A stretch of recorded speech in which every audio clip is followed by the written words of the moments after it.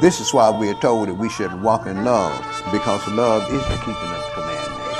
But see, the church today tell us, say, well, Paul said, we are not under the law, we are under grace. But I can go some places and tell you what Paul told you, it's a necessity that you keep the law. So what was Paul talking about? Was he telling some people one thing or some people another? Or do we receive through Christianity and Islam, do we receive the doctrine and interpretation of men instead of what's written down? This is why when you go to the church, they stay in these letters, these epistles and everything, because the letters and the epistles is not scripture. The letters and the epistles is a confirmation of things that was said under the what they call the old order thing. But the way that they deceive people is that they put a label on it, New Testament. It's not a New Testament. It's the greatest story ever told. It says in the beginning God, and it ends up, and they live forever and ever and ever.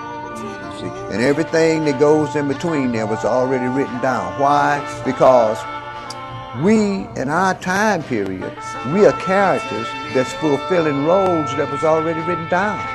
But we don't fulfill these things of our own selves. It's through the calling of the true and living God that you hear what the truth is. This is why the Messiah said, he that has an ear, he that has the ear of the Spirit, let him hear. Because when you go to church and you listen to the church, the only thing you really remember is what the choir sang.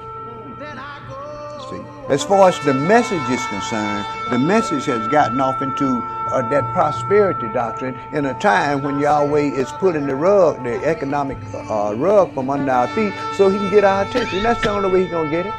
That's the only. If somebody in our family died, we're going to grieve. We're going to keep on doing the same thing we've been doing.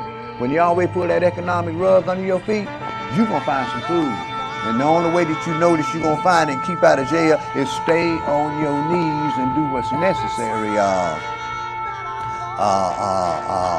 to fulfill the things that Yahweh has said. Because truly, when we look upon the earth today, we see sin is running rampant. They call it crime, but sin is running rampant. And Yahweh is killing folks from one end of the earth to the other.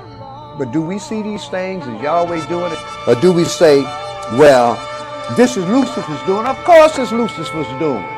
But it's Yahweh who allows that to happen. Do you think Yahweh would dirty his hands in killing somebody? He got Lucifer to do it.